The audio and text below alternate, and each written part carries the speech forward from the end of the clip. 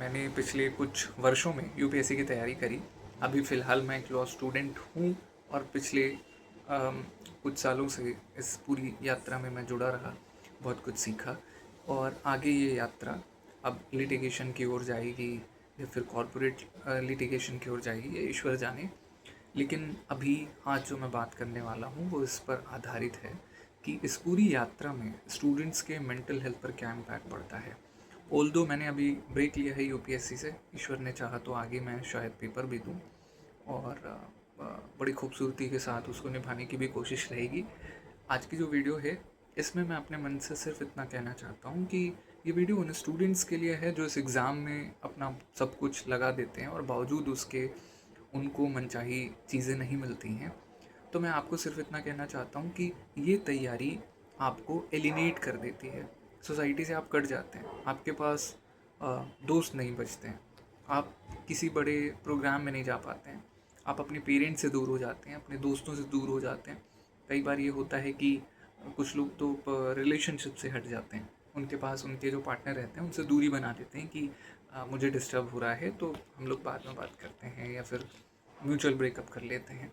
मैं आपको सिर्फ इतना कहना चाहता हूँ कि इस प्रोसेस में मिलने वाली लाल बत्ती नीली बत्ती से ज़्यादा बात करने की ज़रूरत है कि स्टूडेंट्स अपने मेंटल हेल्थ को लेकर सीरियस नहीं होते हैं और उनको बहुत सारी नेगेटिव चीज़ें जो झेलनी पड़ती हैं। तो बहुत नेचुरल सी बात है कि उनके मानसिक स्वास्थ्य पर उसका प्रभाव पड़ता है।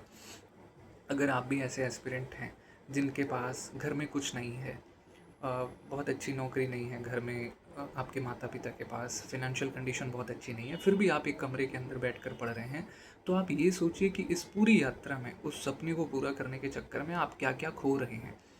जब मैं ऐसा कह रहा हूँ तो मेरा कहने का ये भी मतलब नहीं है कि आप तैयारी छोड़ दें, आप कुछ ना करें और आप अपने सपनों को तिलांजलि दे दें, मैं ये नहीं कह रहा हूँ। लेकिन आप उस कारण को समझें जिस कारण के अंतर्गत आप बहुत एकाकी हो गए हैं, आप सॉलिट्यूड की जगह लोनलीनेस में जी रहे हैं, अंदर ही अंदर आपको पसंद नहीं आ रही है, लेकिन फिर आपके पास कोई और विकल्प बचता नहीं है इससे बेहतर, तो आप अपने आप को बस चला रहे हैं।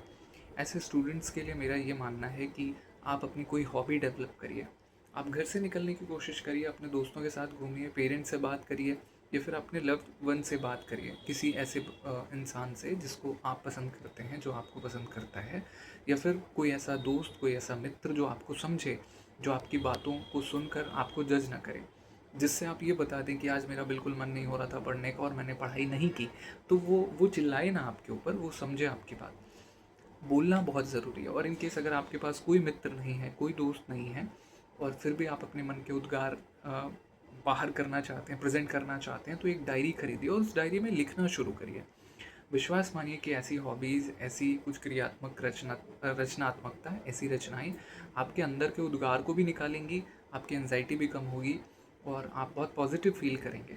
तो मुझे लगता है कि ये बहुत हेल्प करेगा और इस पूरी तैयारी के दौरान, इस पूरी यात्रा में मैंने ये चीज़ सीखी भी है। इवन अभी मैंने लॉ का एग्ज़ाम दिया है और इस आने वाले साल में मैं ऑफिशियली रजिस्टर्ड होके एडवोकेट बन जाऊँगा। तो फिर इस पूरी प्रोफेशन में भी मैंने ये चीज़ देखी है कि हर एक इंसान अपने स्तर पर मानसिक रूप से जूझ रहा है बहुत सारी समस्याओं से, पर हम उस पर बात नहीं करते हैं। तो एस्पिरेंट्स के साथ भी ये समस्या है।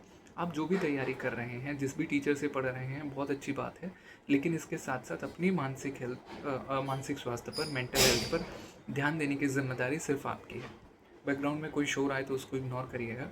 और ये आज इस मेंटल हेल्थ सीरीज़ में, या फिर कह सकते हैं कि मेरे एक्सपीरियंस और इंसाइट के बेसिस पर की जाने वाली वार्ता का पहला दिन था। मैंने ये सारी बातें आपको बताई, उम्मीद है कि आपको पसंद आई होगी। अगर आपके कुछ सवाल हैं, कुछ ऐसी बातें हैं जो आप पूछना चाहते हैं, तो कमेंट में लिख कर बताइएगा। ये वीडियो एडिट भी नहीं कर रहा हूँ, मैं अपने रूम में बैठा हूँ और इसको रिकॉर्ड किया और ऐसे ही अपलोड करूँगा।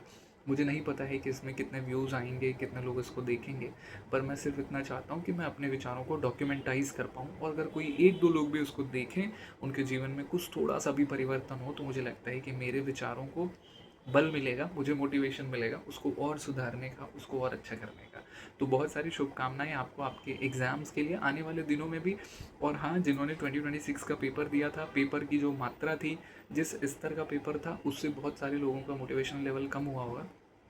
तो कोई बात नहीं है, आप थोड़ा टाइम अपने आप को दीजिए, थोड़ा स्टेबल रहिए, अपने घर वालों से बात करिए, कहीं घूमने चले जाइए अगर आप अफोर्ड कर सकते हैं तो, और नहीं कर सकते हैं तो फिर से थोड़ा समय देख के, थोड़े मूवीज़ देख के, वेब सीरीज़ देख के, whatever you want to do to make yourself calm and compose, वो करके थोड़ा पार्क में घूमना, जिमिंग, या फिर whatever you want to do, कुछ भी, जो कोई भी हॉबी है जो आप करना चाहते हैं उसको शुरू करिए. You should start these things in your life, make this as a habit, और फिर देखिए कि चेंजेस क्या होते हैं आपकी लाइफ में. आप, और एस्ट्रोलॉजिकली एक चीज़ बताता हूँ, जो लोग जिम करते हैं बहुत अच्छे से, उनका मंगल बहुत अच्छा होता है, और अगर जिनका मार्स बहुत अच्छा है कुंडली में, तो फिर और भी ग्रह उनका साथ देते हैं, इवन सन उनका साथ देता है, और सन साथ देता है तो ऑब्वियसली आप बहुत अच्छा करते हैं अपने करियर वाइज. तो apart from superstition, I was just giving an example, तो डोंट टेक इट अदरवाइज कि I am saying you to go to gym just because कि आपका मार्स अच्छा हो जाएगा. नहीं, हेल्थ बेनिफिट्स बहुत सारे हैं उसके. So start doing this. I hope कि ये वीडियो थोड़ी सी अच्छी लगी हो. कुछ भी गलत लगा हो तो प्लीज़ मुझे कमेंट में बताइएगा. And if you want to ask anything, let me know in the comment box. Thank you. आप सुन रहे थे शिवम.